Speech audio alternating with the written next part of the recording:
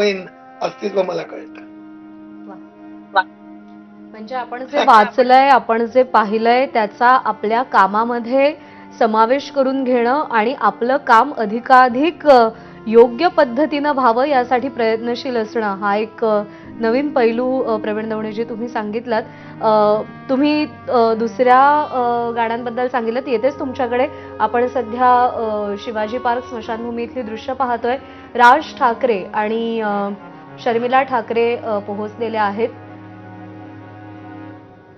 राज ठाकरे आणि मंगेशकर कुटुंबीय एकूणच किती जिव्हाळ्याचं घट्ट नातं आहे हे वेगळं सांगण्याची गरज नाही. कालच राज ठाकरेंनी जी पोस्ट केली आहे त्या पोस्टच्या शब्दांमध्ये राज ठाकरेंच्या मनात मंगेशकर कुटुंबियांबद्दल किती जिव्हाळा होता हे आपल्याला दिसतंय. म्हणजे लता दिदी आणि आशाताई या दोघांचं वर्णन करत असताना त्यांनी लिओनार्दो द विंची आणि मायकल एंजेलो यांचं उदाहरण दिलं होतं की त्यांच्या रेखाटनामध्ये एक शिस्तबद्धता आहे, लयबद्धता आहे आणि त्यासोबतच ज्याला दिसते त्याला दिसणारी ती एक आध्यात्मिक अनुभूती. आणि तसंच लता दिदी आणि आशाताईंचं असं राज ठाकरेंनी त्या शब्दामध्ये वर्णन केलेलं होतं. आणि आणखी एक आठवण त्यांनी सांगितली होती की प्रभुकुंजच्या इथून जात असताना अचानक समोर वरती लक्ष जातं आणि मग लक्षात येतं की चित्रपटसृष्टीतली किंवा भारतीय संगीत सृष्टीतली एक साधारण 20 ते 30 हजार गाणी इकडे राहतात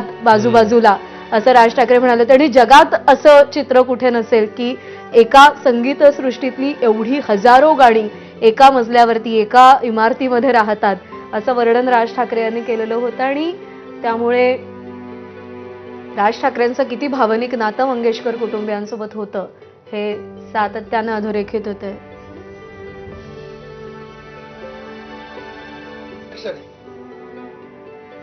वर्णन नाही करता. गायक दलेर मेहंदी देखील इकडे आपल्या दृश्यांमध्ये दिसत आहेत. त्यांनाही दुःख अनावर झालेलं आहे, शोक अनावर झालेला आहे आणि हीच भावना अनेकांच्या मनात आहे आता. आणि आता शोकाकुल झालीत सगळी मंडळी, कारण आशाताई आपल्याला सोडून गेलेल्या आहेत. त्यांचा अखेरचा प्रवास आता सुरू आहे. पार्थिव त्यांचा आता शिवाजी पार्क स्मशानभूमीत पोहोचेल आणि थोड्याच वेळामध्ये त्यांच्या पार्थिवावर अंत्यसंस्कार होतील.